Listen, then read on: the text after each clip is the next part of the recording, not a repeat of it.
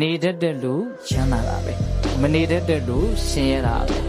နေတတ်တယ်မနေတတ်ဘူးဆိုတာကိုကစားပညာရှိတယ်ပညာမရှိဘူးလို့ပြောနေတာကိုယ်စိတ်ကိုမှချမ်းသာအောင်မလုပ်တတ်သေးဘူးဆိုရင်ဘာပွဲတူးတွေဂုံတူးတွေရှိတယ်ပဲဆိုပညာတကယ်ရှိတဲ့တတ်တဲ့ပုဂ္ဂိုလ်လို့မဆိုနိုင်ဘူးလေကိုယ်စိတ်ကိုမှချမ်းသာအောင်ဘလို့ထားရမယ်ဆိုတာကိုမသိတဲ့နားမလည်တဲ့ပုဂ္ဂိုလ်ဟာသူတတ်ထားတဲ့ပညာတွေကပညာလို့ပြောလို့နားနိုင်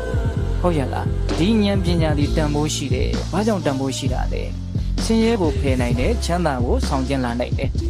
အခုလဲချမ်းသာမယ်နောင်လဲချမ်းသာမယ်တကယ်လို့သာဒီပညာမရှိဘူးဆိုရင်ဒုက္ခံဝိရတိတဲ့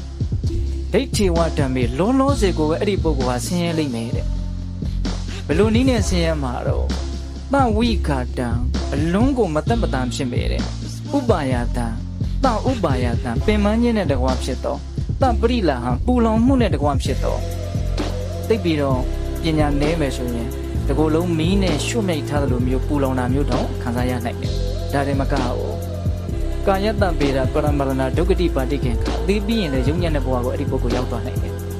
ပူပူလောင်လောင်ဆင်းရဲကြီးအနေများတဲ့ပုဂ္ဂိုလ်ဟာဒီအရှိန်နဲ့သွားမှာပဲ